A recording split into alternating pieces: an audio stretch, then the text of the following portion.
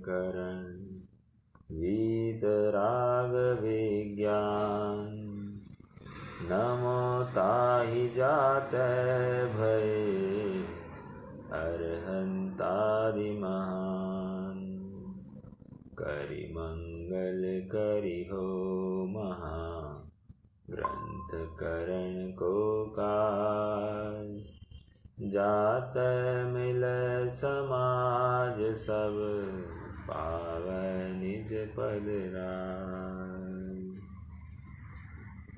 बहुविधि मिथ्या गहन करी मलिन भयो निज भाव ताको होत अभाव है सहज रूप दर्शाव।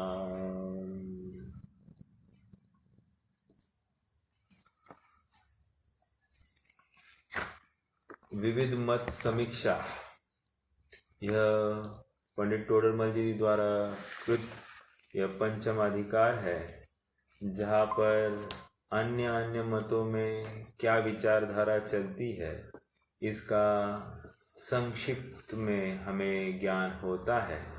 और ये ज्ञान इतना कार्यकारी है कि हमें अपनी मूल मान्यता के ऊपर और पुष्टि हो जाती है। यहाँ वहाँ भटकने के अवसर और सीमित हो जाते हैं। इतना काम यह प्रकरण समझने से हो जाता है।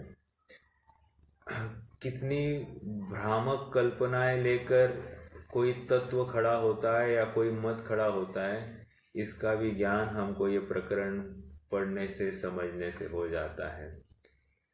विचारणीय बिंदु इतना ही है कि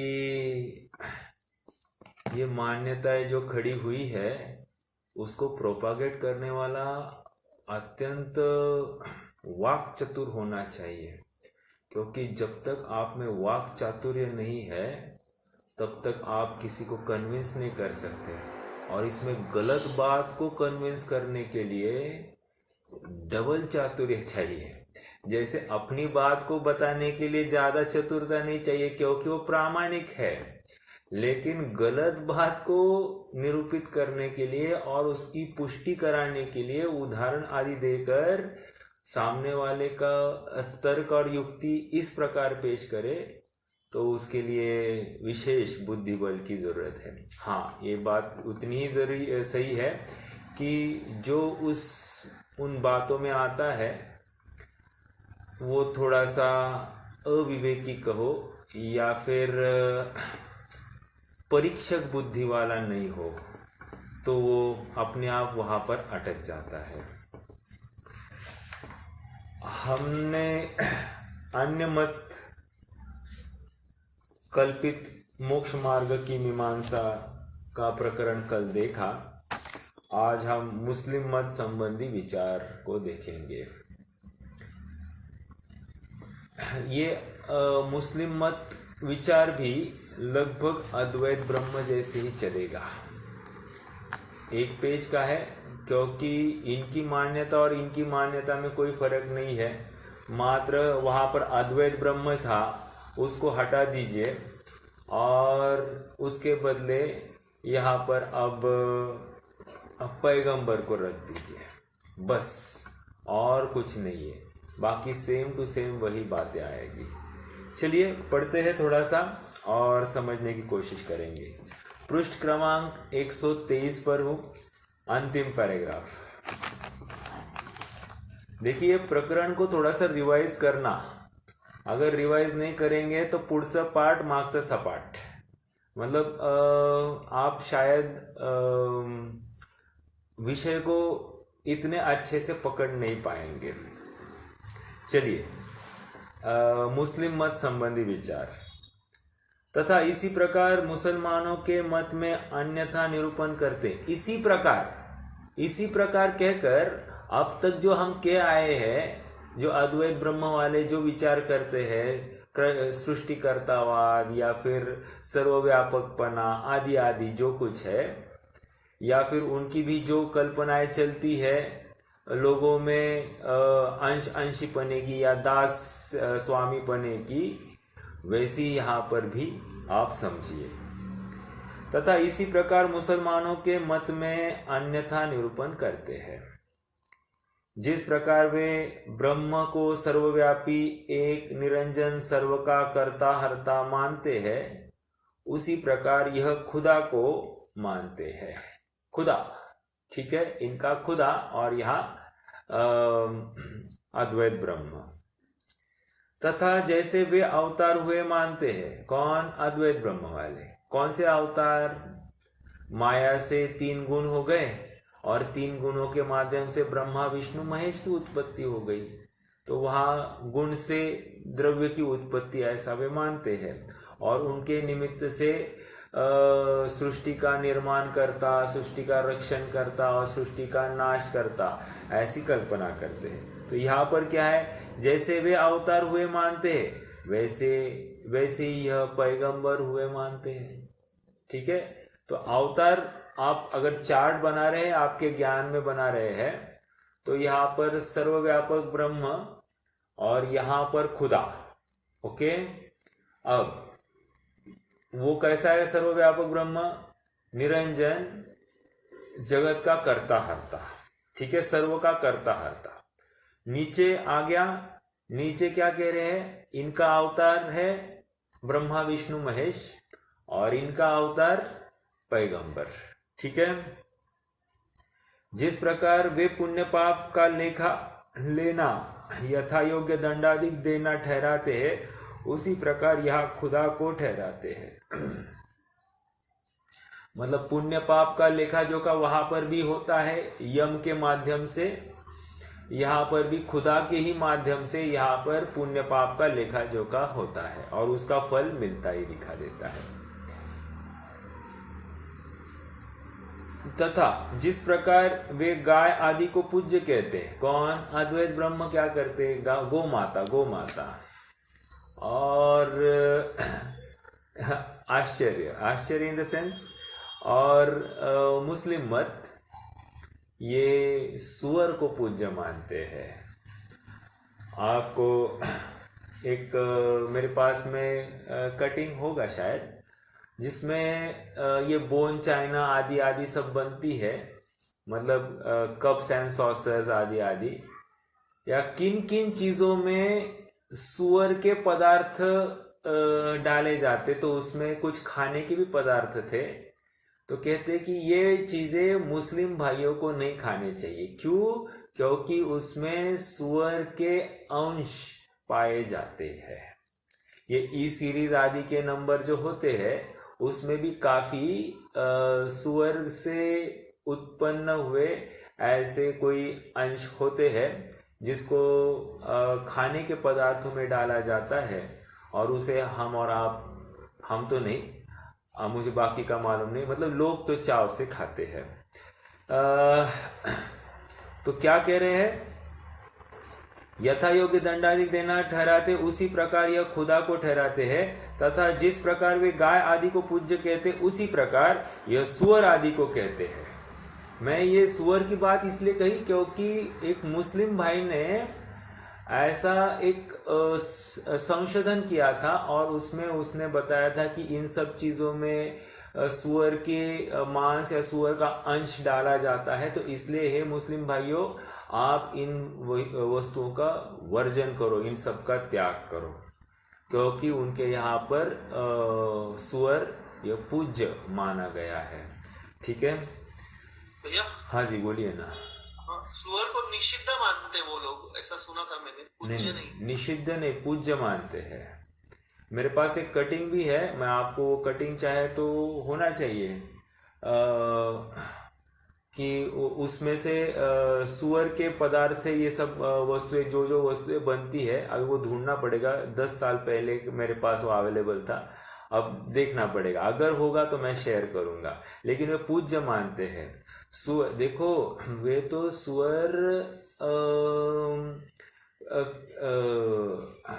सुअर को इतना पूज्य कि उसकी कोई भी चीज वे ग्रहण नहीं कर सकते, कोई भी चीज। उसका मांस भी निषिद्ध है।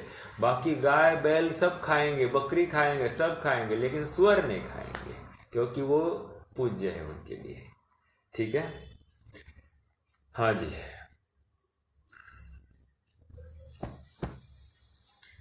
एक कल का एक प्रकरण याद आ रहा है। भक्तामर स्तोत्र में एक छंद आया है, सोहम तथापि तव भक्ति वशान मुनीश। सोहम का अर्थ वहां पर क्या लेंगे?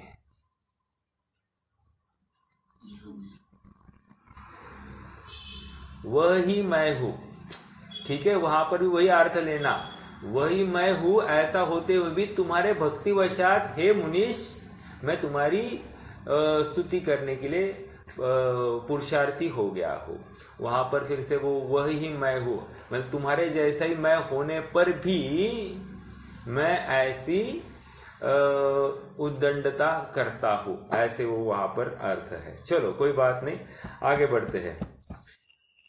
तथा जिस प्रकार वे गाय आदि को पूज्य कहते उसी प्रकार ये सुअर आदि को कहते। तथा सब तिर्यंचादिक है, मतलब ये गाय है उसको पूज्य कह रहे, वो भी तिर्यंच है, और ये सुअर है इसको ये भी तिर्यंच है।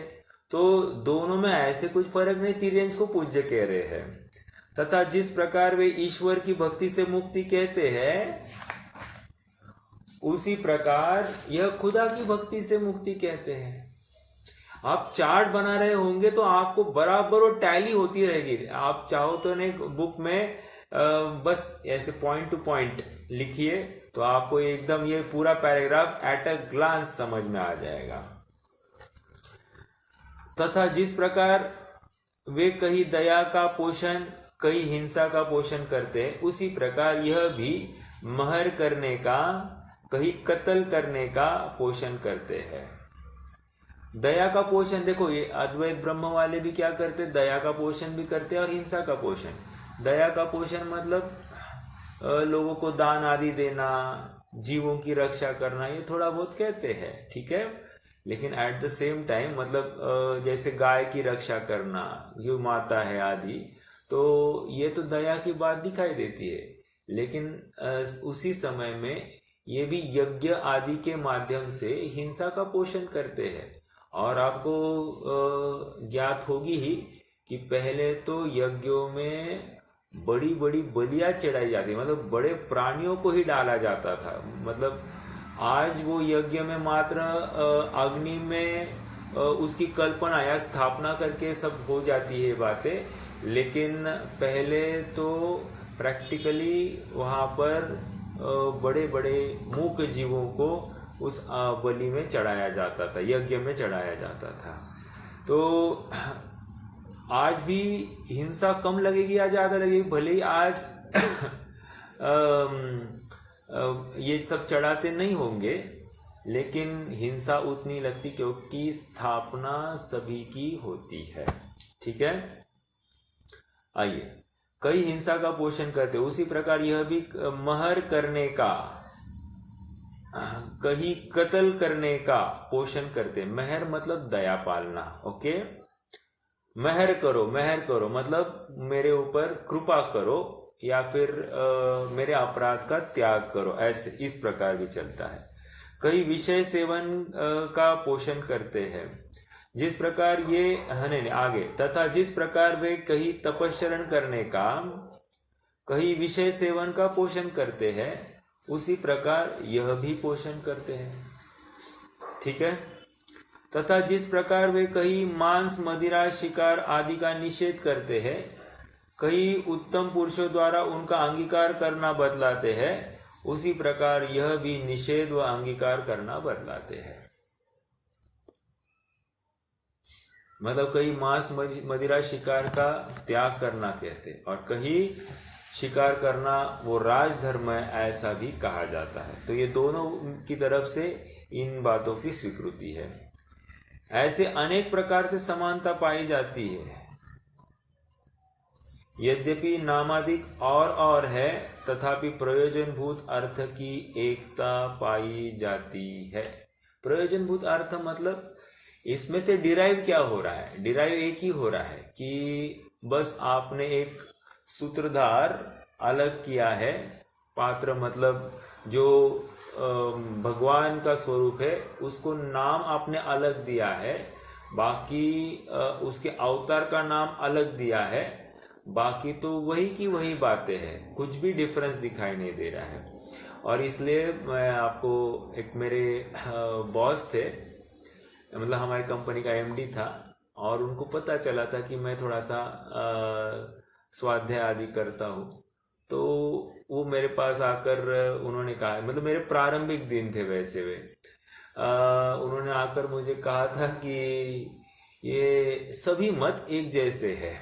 मैंने कुरान भी पढ़ा, मैंने बाइबल भी पढ़ा, और आपने ये भी पढ़ा, और जैनियों को भी मैंने काफ़ी पढ़ा, मुझे सभी एक जैसे ही दिखाई देते हैं। तो सभी एक जैसे दिखाई देते, इसमें कारण एक होगा कि शायद उन्होंने सबका अध्यात्म ही पढ़ा होगा, तो शायद उनको सब एक जैसे दिखाई दिए होंगे। लेकिन थोड़ी सी सूक्ष्म दृष्टि से देखेंगे तो अलग अलग भाषित होंगे, मतलब अपना जैन मत और अन्य मत थोड़े से अलग भाषित हो जाते हैं। बट ये प्रत्यक्ष दिखाई दे रहा है कि मुस्लिम मत और अद्वैत ब्रह्म, ये दोनों की अपेक्षाकृत मान्यताएं सेम है, ठीक है। अनेक बिंदुओं पर वे उनकी मान्यताएं एक सरीकी ही दिखाई देती है, तथा ईश्वर, खुदा आदि मूल श्रद्धान की तो एकता है, और उत्तर श्रद्धान में बहुत ही विशेष है।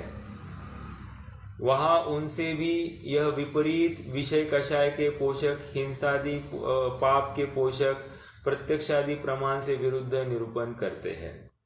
क्या कहा?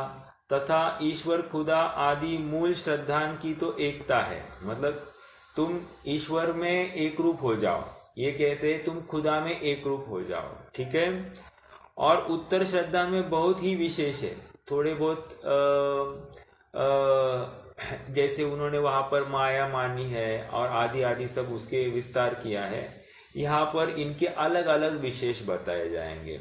और उनसे भी यह विपरीत विषय कषाय के पोषक, हिंसादि पाप के पोषक, प्रत्यक्षादि प्रमाण से विरुद्ध निरूपण करते हैं। प्रत्यक्षादि प्रमाण मतलब जो हमको प्रत्यक्ष भाषित होता है कि इसमें पाप है, इसमें विपरीत सोच है, उसको भी वे पोषण करते हुए दिखाई देते हैं, ठीक है। मतलब उनका खुदा ही स्वयं कषाय रूप परिणमित होता हुआ सबका कंट्रोलर हो रहा है, और वो कहीं न कहीं वस्तु स्वरूप या प्रत्यक्ष प्रमाण से बाधित यह कथन दिखाई देता है। इसलिए मुसलमानों का मत महाविपरीत जानना। अब इतना है कि इनके तपस्चरण रात्रि के अपेक्षा चलते हैं, उनके तपस्चरण मतलब अद्वैत परम ब्रह्म वाले ये दिन की अपेक्षा से उनके तपस्चरण समझने चाहिए स्थूल रूप से। तो ये ऐसा इनकी बातें हैं। ये सूर्य को देव मानते, वे चांद को देव मानते, तो ऐसा थोड़ा बहुत कहीं न कहीं वो आस्था तो जुड़ा ही है, लेकिन जो विपरीत है यहाँ पर उससे उल्टी है। ये हिंदू मत में मान लीजिए अद्वैत ब्रह्म वाले दिन में शादी करना मानते, वे रात्रि में शादी करना मानते हैं। तो ऐसा जितना भी यहाँ चलता है उससे उल्टा वहां पर समझना चाहिए। ये हाँ, बराबर। और ये लेफ्ट से राइट की तरफ लिखना कहते हैं, ये राइट से लेफ्ट की तरफ लिखते जाते हैं। तो लिखने, हालांकि इतना कहने का प्रयोजन इतना ही है कि बाकी बातें तो विषय कषाय भरी ही है, बस उसमें थोड़ी सी विपरीत मान्यताएं और अलग अलग रूप से अपने को आइडेंटिफाई या डिस्टिंग्विश करने के लिए करते हैं, लेकिन थीम तो एक ही है, ठीक है। इस प्रकार इस क्षेत्र काल में जिन जिन मतों की प्रचुर प्रवृत्ति है उनका मिथ्यापना प्रकट किया।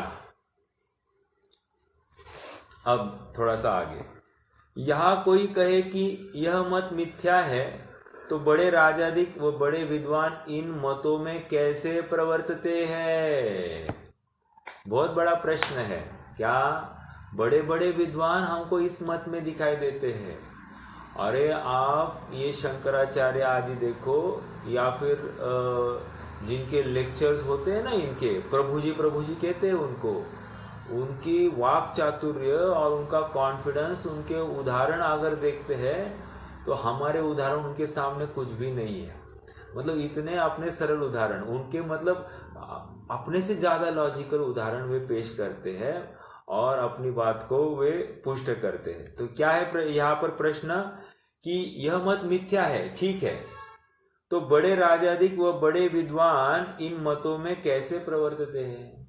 अगर इतने होशियार लोग, राजा जैसा व्यक्ति तो कोई साधारण नहीं होगा, वो विशेष विद्वान होगा, या फिर कोई विद्वान विद्यावान, नॉट विद्वान, विद्यावान मतलब विशेष ज्ञान बल का धनी, ऐसा जीव इसमें कैसे प्रवृत्ति करता है?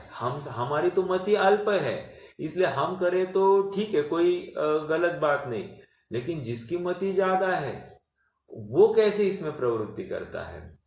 तो इसमें देखो, जीव बाकी सब जगह पर विश्वास परीक्षा पूर्वक करता है, लेकिन एक घड़ा भी लेना है तो बजा कर लेता है, इतना अविश्वास है सामने वाले पर। या फिर सब्जी लाने जाता है तो वजन कम किया है ज्यादा किया है वो देखता है, विश्वास नहीं है, तो वहां पर भी एक एक रुपया की बात है कि वहां पर अविश्वास जताता है। और जहां पर अपना अनंत भव मिटने वाले हैं, वहां पर विपरीत श्रद्धान ऐसे ही सहजता से दाव पर लगा देता है। मतलब बहुत ही विचारणीय बिंदु है। भले ही हम अभी यथार्थ देवशास्त्र गुरु का की मान्यता या उनके ही वचनों का अवधारण करते हैं, लेकिन इतना होते हुए भी हम कोई पक्ष ना धारण करें, हम खुली सोच रखें। और यद्यपि ये बात सच्चे देवशास्त्र गुरु की है, ये ऐसा होते हुए भी इसके परीक्षा पूर्वक हमारी श्रद्धा को दृढ़ करे। मात्र कही है, इसलिए कोई भी ब्लाइंडली फॉलो करने की बात नहीं।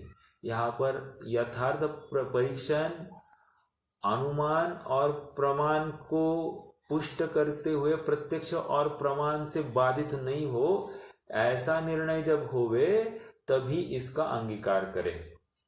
देखो अब यहाँ पर समाधान, क्या समाधान होगा? जीवों की मिथ्या वासना अनादि से है, सो इनमें मिथ्यात्व ही का पोषण है,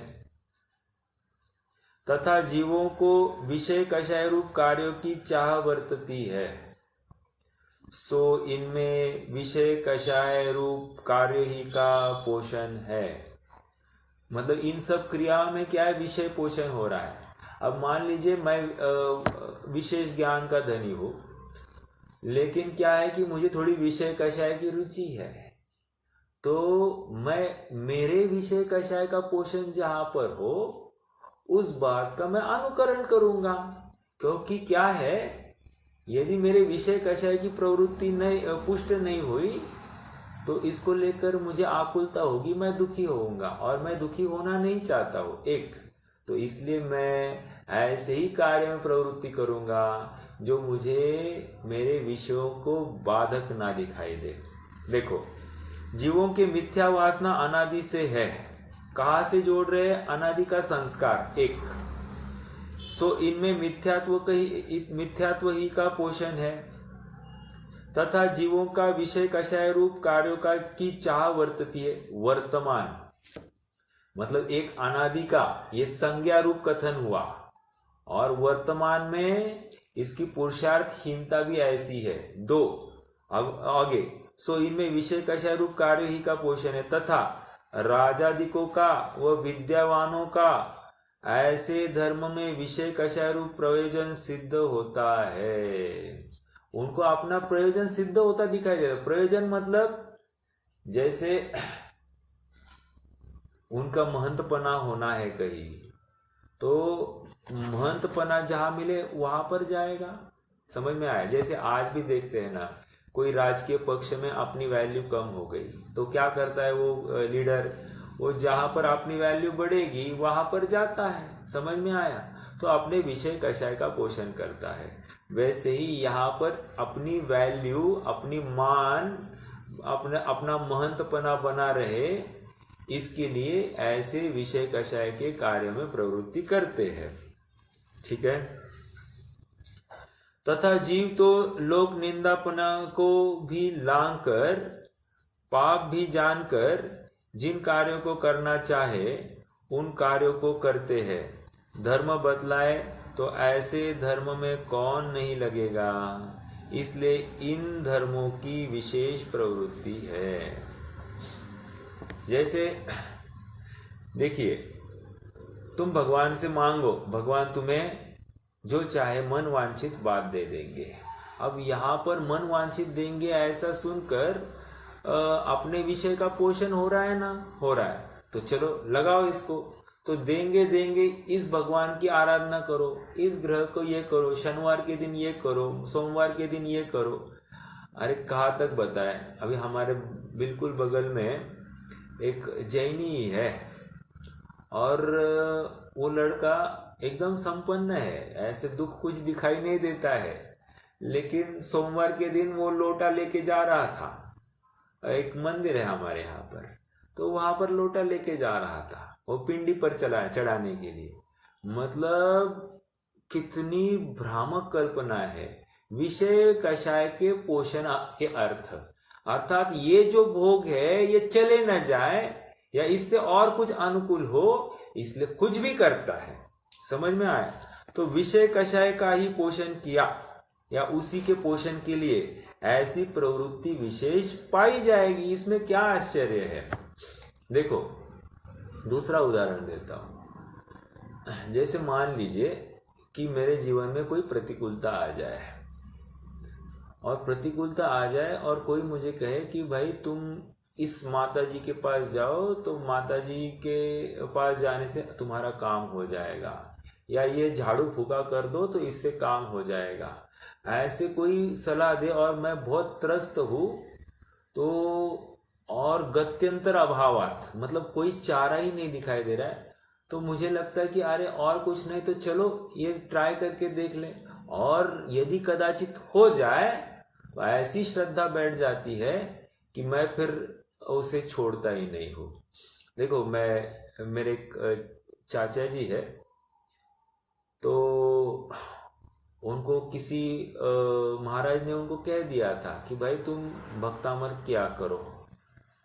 तो उन्होंने, जैसे वो महाराज ने कह दिया उसके अनुसार वे भक्तामर का पाठ डेली करते हैं। और मेरे ख्याल से, मुझे जितना याद है, 41 साल से वो नित्य नियम से भक्तामर का पाठ करते हैं। और पाठ मतलब वो बुलेट ट्रेन जैसी है उनकी गाड़ी। मतलब बुलेट ट्रेन भी थोड़ी स्लो चलेगी, ये इतने फास्ट भक्तामर का उच्चारण करके वो सब, अभी शास्त्रोक्त कहा अशास्त्रोक्त कहा वो बात नहीं, लेकिन वो उसका उच्चारण कर लेते हैं। और योग ऐसा है कि उनकी सब अनुकूलताएं या जितनी भी बाधाएं सब हटती गई और अत्यंत अनुकूल अवस्था उनकी वर्तमान में हो गई। तो अब उनकी श्रद्धा इतनी हो गई है, तो विषय पोषण की सिद्धि हो रही है, तो वैसे ही वो कार्य में प्रवृत्ति करता हुआ दिखाई देता है। अभी यहाँ तो मान लीजिए भक्तामर है, लेकिन ऐसा भी हो सकता है कि अन्य कोई सूत्र होगा या अन्य कोई स्तोत्र होगा, उसके उच्चारण से कार्य हो। तो ऐसे अपने विषय कषाय का पोषण है। यहाँ विषय कषाय का पोषण क्या था? अपने को लौकिक अनुकूलता या सर्व चीजें अपने अनुकूल हो जाए, गाड़ी बंगला नौकर चाकर आदि, हमारी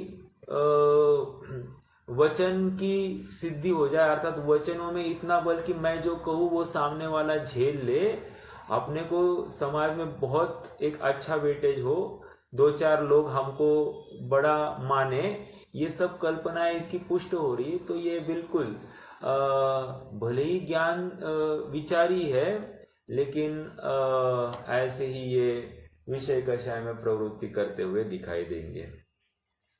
और ये तो मैंने एक उदाहरण दिया, हर किसी में ये बात है। मतलब हमको हमारा अंतस टटोल कर देखने की जरूरत है। और हो सकता है हम में भी ऐसी कोई सूक्ष्म गलती पड़ी होगी, ठीक है, इसके अनुसार।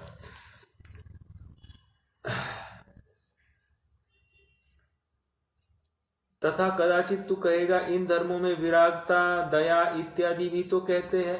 आ गई बात, देखो अब दूसरा बिंदु दिया, कह रहे विषय कषाय का तो मान लिया, लेकिन उन्हीं के धर्मों में विरागता, जैसे ब्रह्मचर्य से रहना, वे भी बताते हैं।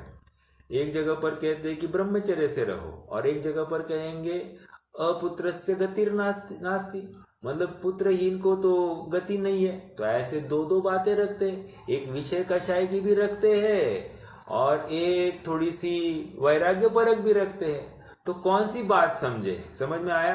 तो ऐसे डबल डबल कथन करते हुए दिखाई देते हैं। इन धर्मों में विरागता, दया इत्यादि भी तो कहते हैं। सो जिस प्रकार झोल दिए बिना खोटा द्रव्य सिक्का नहीं चलता, उसी प्रकार सच को मिलाए बिना झूठ नहीं चलता। कितना, देखो देखो, मुझे ये जगत में बहुत किस्से होते हैं। जैसे कोई कहता है कि हम आपको सस्ता हमको सोना बेचना है, तो मुझे पैसे की बहुत ज़रूरत है, मेरे ऐसे ऐसे लड़के का ऑपरेशन करना आदि आदि बोल देते हैं। तो वो क्या करता है, एक छोटा सा सोने का कोई टुकड़ा होगा, वो देता है, देखो भाई इतना आप चेक करके लाओ, और फिर ज्वेलर से वो खरा है कि नहीं परीक्षण करो, अगर है तो फिर पूरा ले जाओ। तो ऐसा भी बराबर टुकड़ा निकाल कर दे देते हैं, और वो टुकड़ा उतना होता है, वो करेक्ट होता है, वो परीक्षा हो गई और फिर ले लिया। ऐसे हुआ था, ये हमारे मौसी जी है ना अकलूज में, उन्होंने तो उनको किसी ने सोना दिया, एक मूर्ति लाई थी, और वो कुछ मूर्ति लाई थी उस समय में, कुछ किलो भर का सोना, ये 25-30 साल पहले की बात है। तो सस्ता भी था उस समय में, लेकिन उनको इतना सोना मूर्ति लाई थी, पिघाली तो कहते वो सब क्या कहते, वो पीतल था। तो कहने की बात, लेकिन जो सैंपल दिखाया था, सैंपल तो प्योर सोना था। तो ऐसा खरा खोटा माल बेचने के लिए थोड़ा सा खरा तो दिखाना पड़ता है, वैसी ये बात है। तथा कदाचित तू कहेगा इन धर्मों में विरागता, दया इत्यादि भी तो कहते हैं। सो जिस प्रकार झोल दिए बिना खोटा द्रव्य सिक्का नहीं चलता, उसी प्रकार सच को मिलाए बिना झूठ नहीं चलता। ऐसा ही सेम प्रकरण स्टार्टिंग में भी आया है। वहां पर कह रहे हैं कि जैसे किसी ने गलत ही बातें इसमें पुष्ट की है, और इसको जैन बोलकर या सच्चे शास्त्र कहकर उसका ही हम अनुकरण कर रहे हैं, इसका क्या प्रमाण है? तो उन्होंने जवाब दिया पंडित साहब ने कि जैसे एक मोतियों का हार है, तो जो परीक्षा प्रधानी ज्वेलर होगा वो क्या करेगा, खोटे मोतियों को परखेगा, उनको बाजू को करेगा, और जो सच्चे मोती है उन्हीं का दाम देगा। तो वैसे ही यहाँ पर कह रहे हैं कि जो सच्चा परीक्षा प्रधानी होगा वो जीव तो बराबर खोटे बातों को हटाएगा और खरी बातों को ग्रहण करेगा, लेकिन जो परीक्षा प्रधानी नहीं होगा वो तो ठगा जाएगा। समझ में आया? फिर उसको यही दिखेगा, अरे ये भी धर्म दिखाते, ये भी देखो मैं शुद्ध हूं, मैं बुद्ध हूं, ऐसा ये भी कह रहे हैं। देखो बौद्ध मत भी मैं शुद्ध हूं, मैं बुद्ध हूं कहता है, ये अद्वैत ब्रह्म वाले तो कह ही रहे हैं कि मैं शुद्ध हूं, हम शुद्ध हूं। अब कल ही तो बात आ गई थी, मतलब सोहम सोहम कह रहे थे, शुद्ध हूं उसके जैसा ही, ऐसा वे भी तो कह रहे हैं। निष्कर्ष इतना ही है कि सभी शुद्ध अवस्था को मानते हैं, लेकिन शुद्ध अवस्था को मानते हुए भी शुद्ध का स्वरूप नहीं समझते हैं। ठीक है, तो इसमें अध्यात्म तो बराबर कह रहे हैं, लेकिन उसका भाव भाषण विपरीत है, या फिर उसमें कुछ विषय उतना कहकर उसमें और कुछ मिलावट डाल दी जाती है। आइए आगे बढ़ते हैं। जिस प्रकार गीता में उपदेश देकर युद्ध कराने का प्रयोजन प्रकट किया, वेदांत में शुद्ध निरूपण करके स्वच्छंद होने का प्रयोजन दिखाया, उसी प्रकार अन्य अन्य जानना। क्या कहा? देखो, जिस प्रकार गीता में उपदेश देकर युद्ध करने का प्रयोजन प्रकट किया, कृष्ण ने क्या किया? तुम तो लड़ ही नहीं रहे हो, ये सब होने वाला है। और इसलिए क्या किया उन्होंने? 18 दिन के बाद का वहां पर अवस्था को उन्होंने अर्जुन को दिखा दी। और देखो, ये सब होने वाला है, तुम मात्र निमित्त हो, तुम कुछ नहीं कर रहे हो, तुम तो बस तुम्हारा कर्म करो। अब देखो, निमित्त होकर कहे हैं, कुछ करते नहीं हो, ये तो सब होने वाला है, तुम तो अपना कर्म करो। फिर अपना कर्म क्या बचता है? समझ में आया? फिर भी इस प्रकार उन्होंने उनको युद्ध मतलब उपदेश देकर युद्ध के लिए प्रवृत्त कराया। तो एक है कि तुम तो अकर्ता हो, ये कहकर अध्यात्म लगाया, और फिर एकांतवाद का पोषण करके उसको युद्ध आदि भी कराया।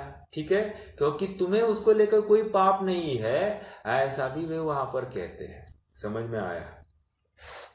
दूसरा, वेदांतों में शुद्ध निरूपण करके स्वच्छंद होने का प्रयोजन दिखाया। मतलब तू शुद्ध है कर कहकर क्या मैं ऑलरेडी मुक्त हूं, तो मोक्ष प्राप्त करने का कोई कारण ही नहीं है। मोक्ष मार्ग या मोक्ष के मार्ग पर चलना ये तो भ्रम है, ऐसा हम पढ़ा है। तो ऐसा इनको जस्ट एक भ्रम के रूप में उनको घटित कराया। शुद्ध है, तुम्हें शुद्ध होने की जरूरत ही नहीं है, लेकिन वर्तमान अशुद्ध अवस्था ये स्वीकार करते ही नहीं है। ठीक है, उसी प्रकार अन्य जानना, तथा यह काल तो निकृष्ट है, सो इनमें तो निकृष्ट धर्म ही की प्रवृत्ति विशेष होती है, इसलिए ये काल निकृष्ट है। हम हमेशा याद रखना चाहिए कि हम कली काल में जन्मे हैं, कलियुग में जन्मे हैं या दुखमा काल में जन्मे हैं। तो यहाँ पर सुख की कल्पना करना एक भ्रम है। दूसरा, यथार्थ धर्म का ही निरूपण होगा ये कल्पना करना और भ्रमदायक है, क्योंकि हर जगह पर हमको ठगने वाले मिलने वाले, क्योंकि हर किसी ने अपनी एक दुकान खोल रखी है और वो चाहता है कि मेरी दुकान बहुत चले। जैसे हम मार्केट में जाते हैं, किराने की 200 दुकानें हैं, 2500 दुकानें, 100 दुकानें हैं, और हर कोई चाहता है कि मेरा ही माल, मेरे दुकान से ही माल जाए, मेरी ही दुकान चले। तो वो जिस प्रकार अपने ग्राहक को आकर्षित करने के लिए प्रयास करता है, तो उसी प्रकार ये करते हैं। समझ में आ रहा है? तो यथार्थ बात थोड़ी सी डालकर अयथार्थ बात उसमें मिला देते हैं, और इसको लेकर फिर गलत मान्यता का या गलत मत आगे बढ़ता है। ठीक है,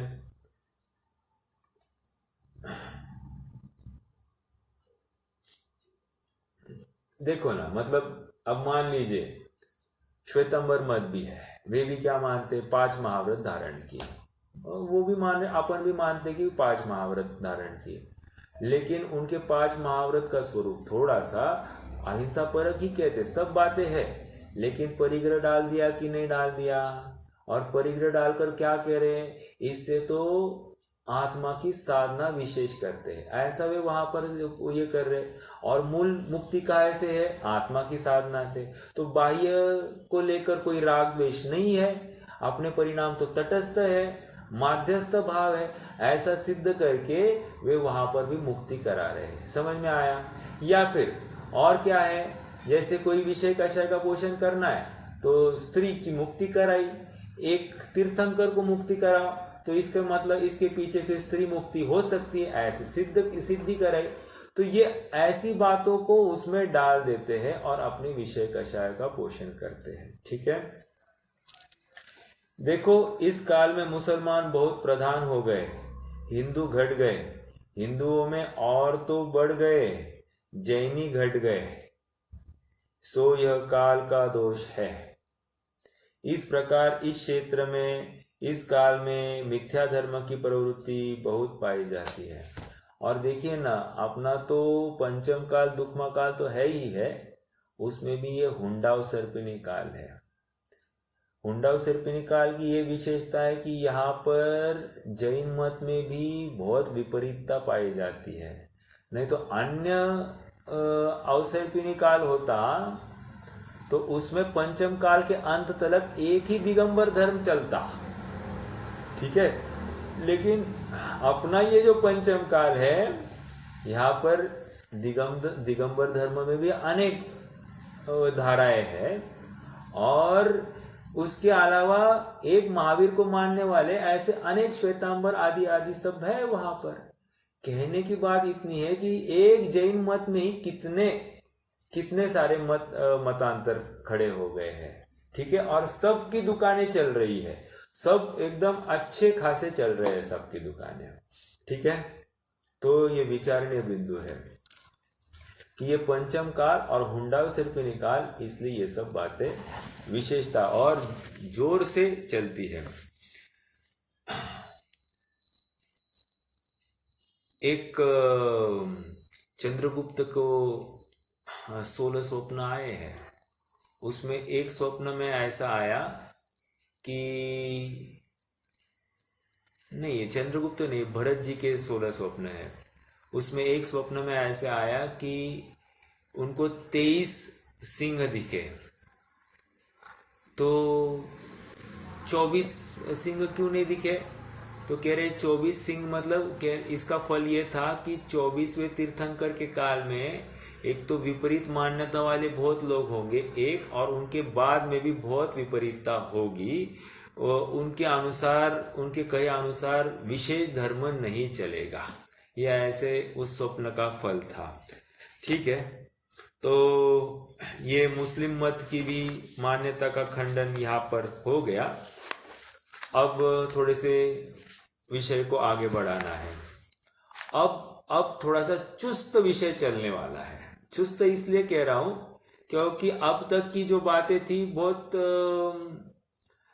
ठीक ठीक थी, ओके।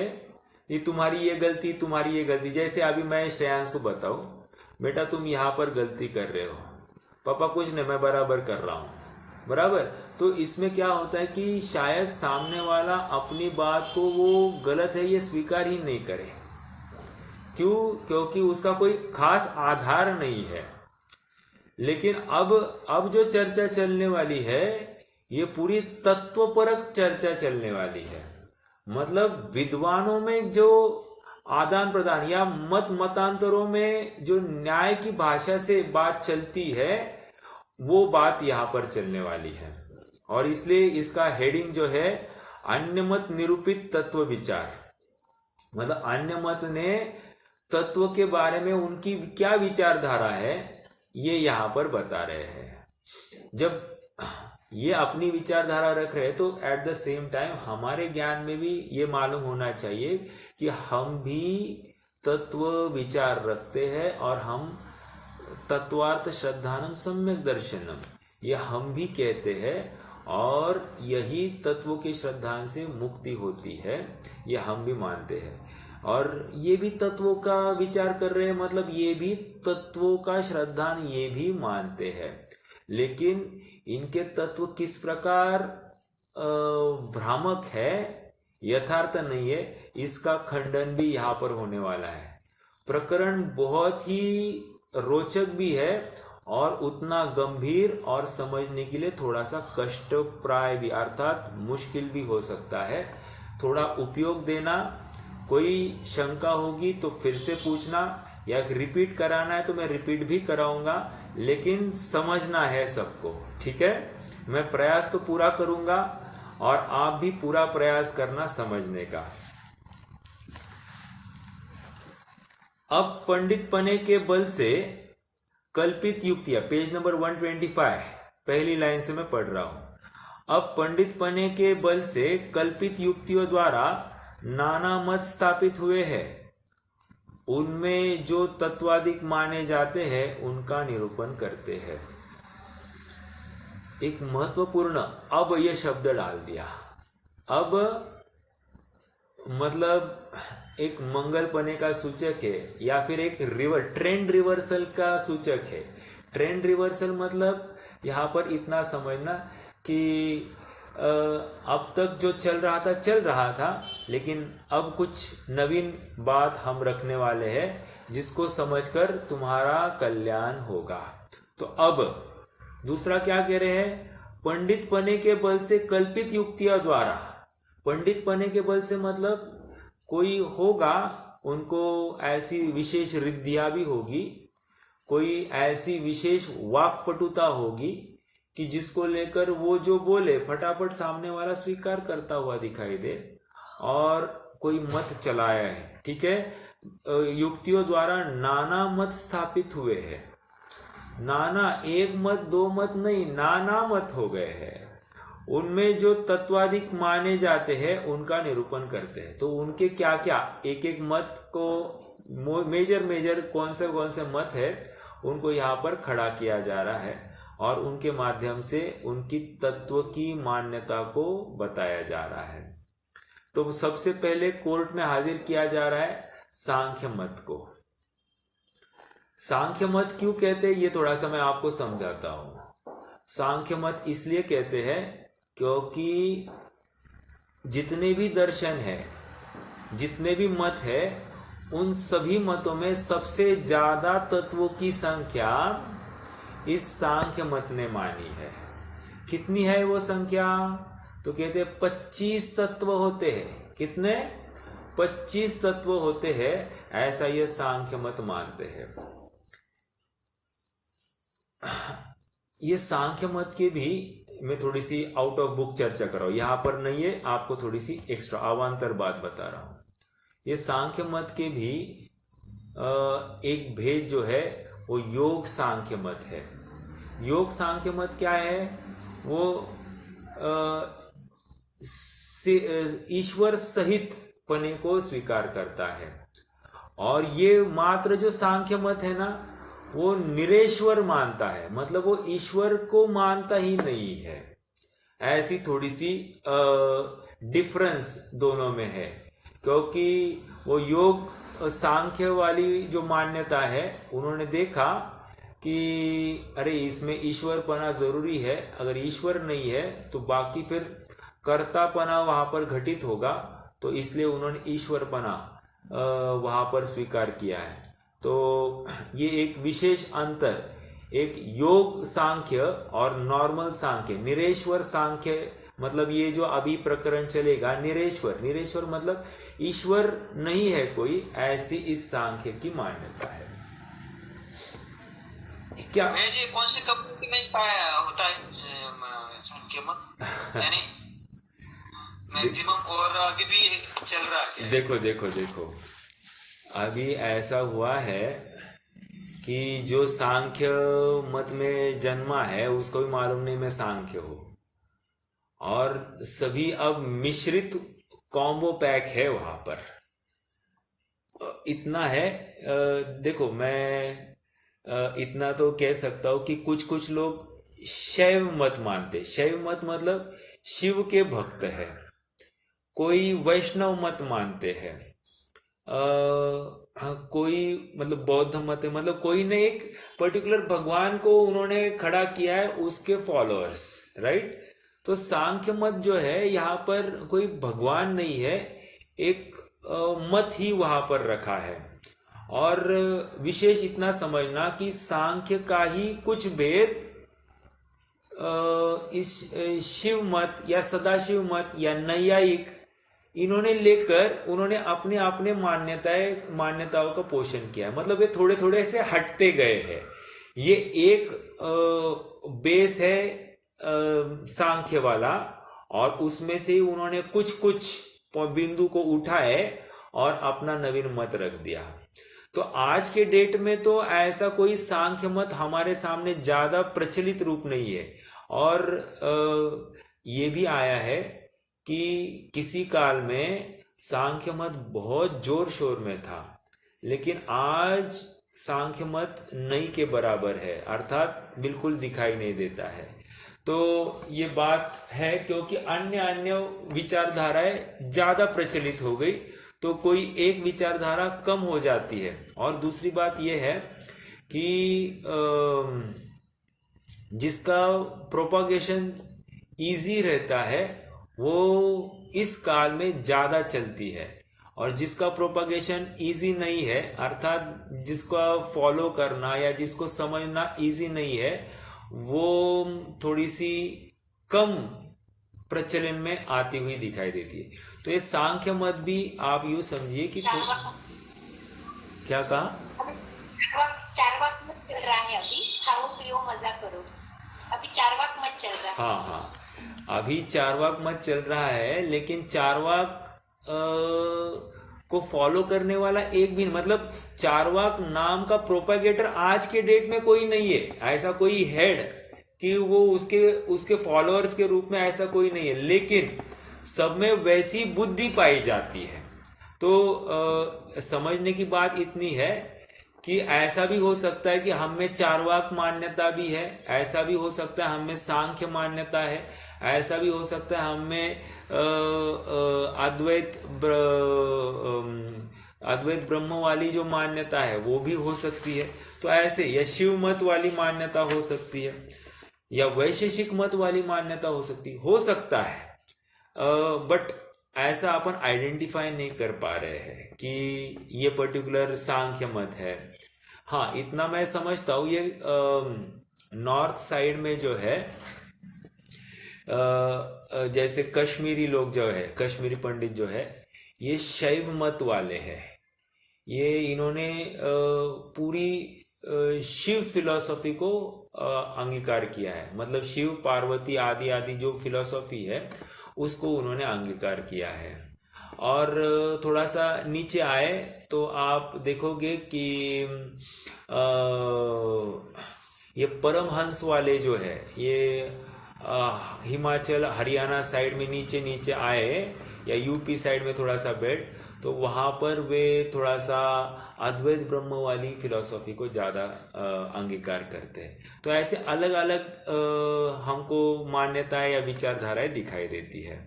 और भैया जी, ये जो मत है, सांख्य मत, ये सभी ये कौन से साल में मतलब इनिशिएट स्टार्ट हुए, या फिर किसने, ऐसा कुछ है क्या? ऐसा तो नहीं है, लेकिन इतना समझना कि अगर है तो मुझे ज़्यादा मालूम नहीं है इसके बारे में, लेकिन इतना तो आता है। एक देखो, एक सर्वदर्शन संग्रह नाम की एक ग्रंथ है जिसमें अनेक अनेक दर्शनों का संकलन किया गया है। तो उसमें इतनी बात आती है कि सांख्य मत है तो पुराना, लेकिन उसका प्रचलन आज के डेट में ज़्यादा नहीं दिखाई देता, या आज उसके फॉलोअर्स भी हमको ज़्यादा दिखाई नहीं देते। हो सकता है थोड़ी सी मान्यता के स्तर पर हो सकती है, लेकिन या अभ्यास के स्तर पर हो सकता है, लेकिन ऐसा आज कोई ऐसा स्ट्रांगली मैं सांख्य हूं ऐसा कहने वाला दिखाई नहीं देता है। ठीक है, हाँ जी। देखो, अभी इसका मूल क्रक्स समझते हैं। सांख्य मत कितने तत्व मानते हैं? कहते हैं 25। कितने? 25। उसके दो भेद कीजिए, एक तो पुरुष और एक प्रकृति। क्या कहा? सांख्य मत लिखा, सांख्य मत के दो भेद किए, एक पुरुष और एक प्रकृति। अब पुरुष इसको एक साइड में रख दीजिए, उसकी अपन एक लाइन में चर्चा हो जाएगी। अब प्रकृति की पूरी चर्चा चलने वाली है। क्या है प्रकृति? कह रहे प्रकृति के ही 24 भेद है। कितने? 24। तो ये 24 प्लस एक पुरुष 25, तो ऐसे 25 तत्व की टोटल यहां पर दिखाई दे रही है। तो इसका मतलब क्या? प्रकृति में हमको 24 तत्व आइडेंटिफाई करने हैं। क्या है ये 24 तत्व? तो देखिए, 24 तत्व में उनके हैं 5 ज्ञानेंद्रिया। एक मिनट, रुकिए। पहले तो गुण है, प्रकृति में है एक गुण। गुण से बुद्धि 2, बुद्धि से अहंकार 3, अहंकार से 16 मात्राएं, 3 और 16 19, और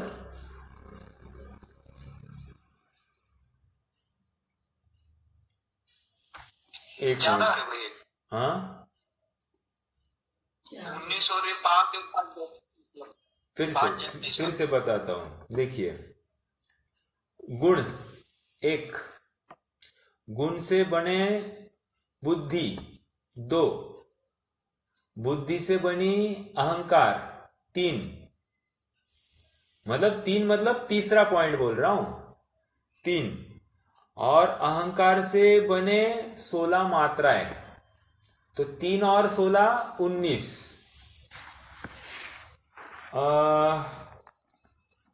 6 और चाहिए, राइट?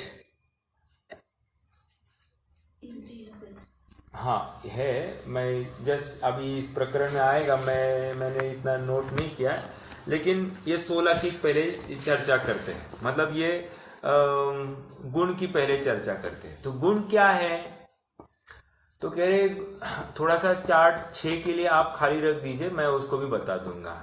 गुण क्या है, तो कहते गुण और कुछ नहीं है, सत्व, राजस और तमस। क्या क्या है? सत्व, राजस और तमस। मतलब अभी हमने पहले भी देखा था क्या, वहां पर अद्वैत ब्रह्म ये सृष्टि का काम नहीं करता है, तो कौन करता है? माया करती है। माया कैसे करती है? तो कहते हैं 3 गुणों के माध्यम से। कैसे? कौन से गुण?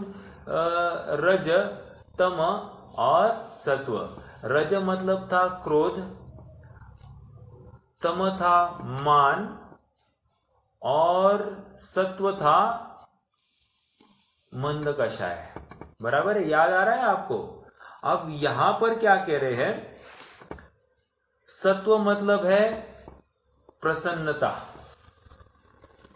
रज मतलब है चित्त की चंचलता, और तम मतलब है मूढ़ता। क्या इन दोनों में समानता है, अलग अलग है? तो कहते हैं कि दोनों समान ही है, थोड़ा सा निरूपण अन्य प्रकार से किया है। तो कह रहे अभी क्या बात आ गई? गुण 3 प्रकार के हैं, सत्व, रज और तम। और इन गुणों से क्या हुआ? इन गुणों से हुई बुद्धि। बुद्धि का अर्थ ज्ञान। बुद्धि का अर्थ क्या लेना? ज्ञान। अब उस बुद्धि से क्या हुआ? जीव को अहंकार हुआ। अहंकार मतलब पर में अपनत्व होता रहा। ठीक है, तो अहंकार हो गया। अहंकार से क्या हुआ? कह रहे अहंकार से 16 मात्राएं हो गई। 16 मात्राएं में क्या क्या है ये भी आप नोट कर सकते हैं। 16 मात्रा के नीचे आप एक डायग्राम कर सकते हैं। क्या है? 5 ज्ञानेंद्रिया, 5 ज्ञानेंद्रिया, ये 5 हो गए। 5 है कर्मेंद्रिया, 10, 5 होती है तन मात्राएं। क्या है? तन मात्राएं। 5 5 5 कितने हो गए? 15 हो गए। 15 और 1 मन लगा दीजिए, तो ये 16 मात्राएं होती है। फिर से रिपीट करता हूं, गुण 3 प्रकार के हैं। इन 3 प्रकार के गुणों से हुई बुद्धि, बुद्धि से हुआ अहंकार, अहंकार से हुई 16 मात्राएं, और 16 मात्राओं का हमने भेद देखा। 5 है ज्ञानेंद्रिया, 5 है कर्मेंद्रिया, 5 है तन मात्राएं, और 1 मन। ये 16 इसका विश्लेषण हो गया। अब थोड़ा सा इसका ही विचार करते हैं। क्या कह रहे हैं कि ये जो गुण है ये गुण और बुद्धि अलग अलग है क्या? क्योंकि ज्ञान भी एक गुण है और तुम कह रहे हो कि सत्व, राजस और तमस ये तो अवस्थाएं है, अवस्था से गुण की उत्पत्ति तुम मान रहे हो। सो हमको ये तर्क संगत दिखाई नहीं दे रहा है। एक बात हो गई। फिर कहते हैं कि ठीक है, ये बात तो ठीक है, लेकिन मुझे इतना तो बताइए, ये बुद्धि है, बुद्धि से अहंकार कैसे हुआ?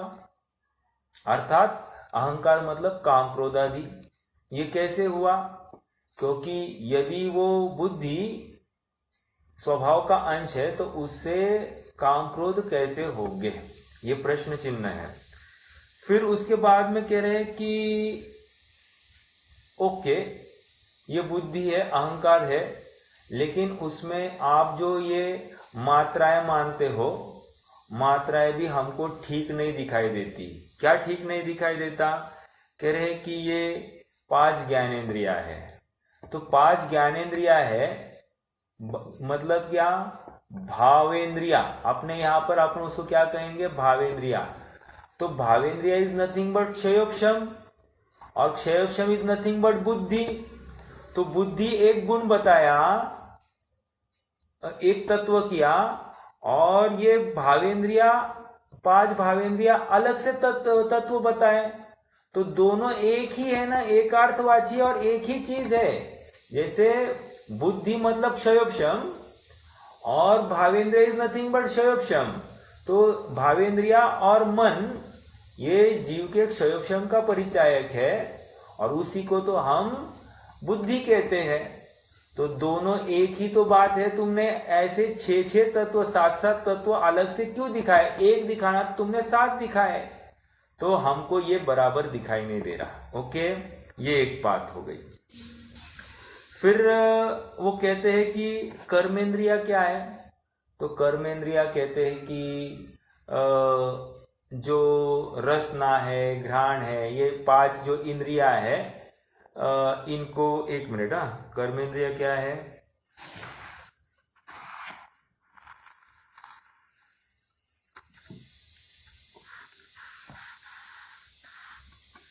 एक मिनट।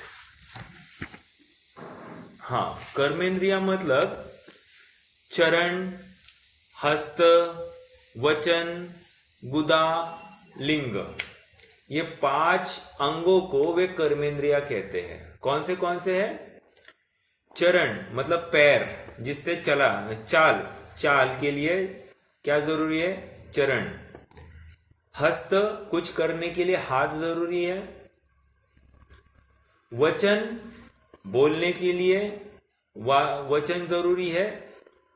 और गुदा और लिंग मतलब कह रहे जो कुछ खाया जाता है उसका क्षेपण करना है, उसका त्याग करना है, उसके लिए गुदा और लिंग जरूरी है।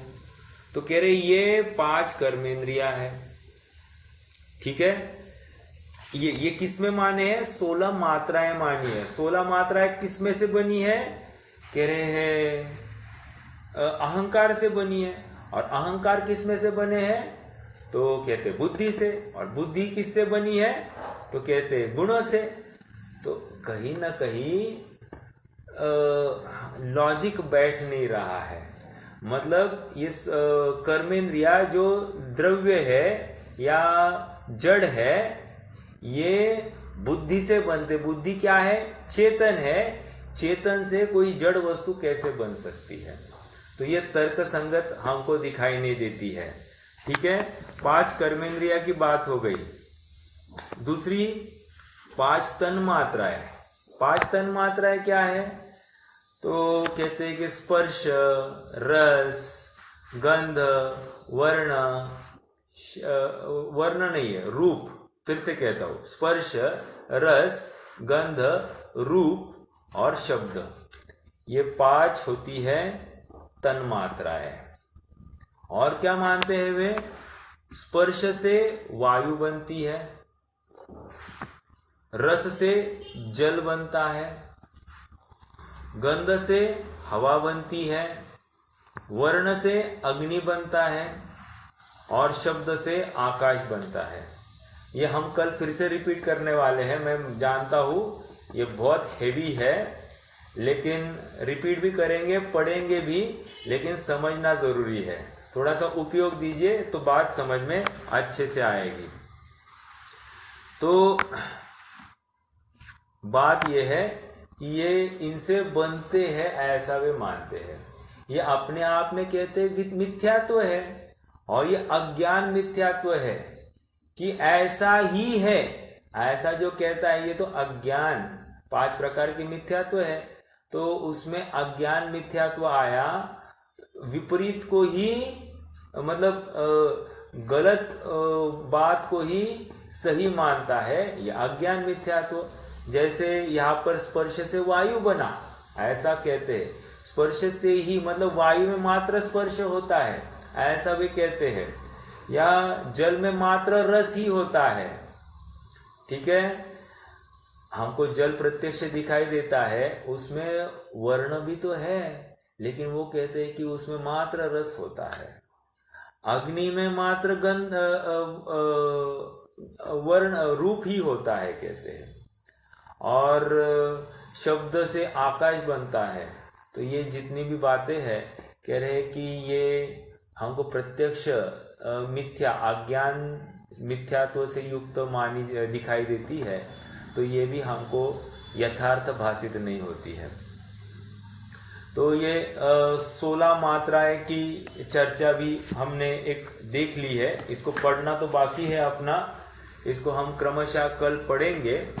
आज तो थोड़ा सा इसकी एक ब्रीफिंग दिया है। मैं चाहूँगा कि आप ये जो ऑलमोस्ट 2 पेजेस है, पेज नंबर 125 और 126, आप एक बार पढ़ना कल। तो इससे क्या होगा, कुछ नहीं समझेगा, लेकिन जब मैं फिर से बताऊंगा तो आपको थोड़ा सा कोरिलेट होता जाएगा। तो अगर विषय समझना है तो एक 10 मिनट निकाल कर आप पेज नंबर 125 और 126 पढ़ लेना, तो इससे बहुत लाभ होगा, ठीक है। और कुछ प्रश्न है तो रख सकते हैं, या अपने अपने प्रश्न आप बना के रखिए। कुछ शंका है तो अपन उसका निराकरण करेंगे।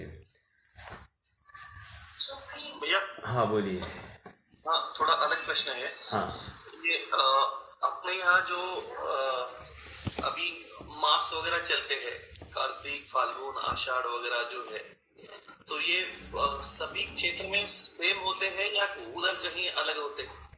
हाँ हाँ, ऐसा है कि अपने यहाँ पर कार्तिक सॉरी कृष्ण पक्ष की प्रतिपदा यह अपना पहला दिन मानते इस नीचे के साइड में। लेकिन ऊपर के साइड में क्या है कि वे अश्विन पक्ष की प्रतिपदा को पहला दिन मानते हैं। ऐसा थोड़ा सा अंतर है, समझ में आया। बाकी जो मास चलते हैं वे तो एक जैसे ही चलते हैं, लेकिन इतना फर्क है।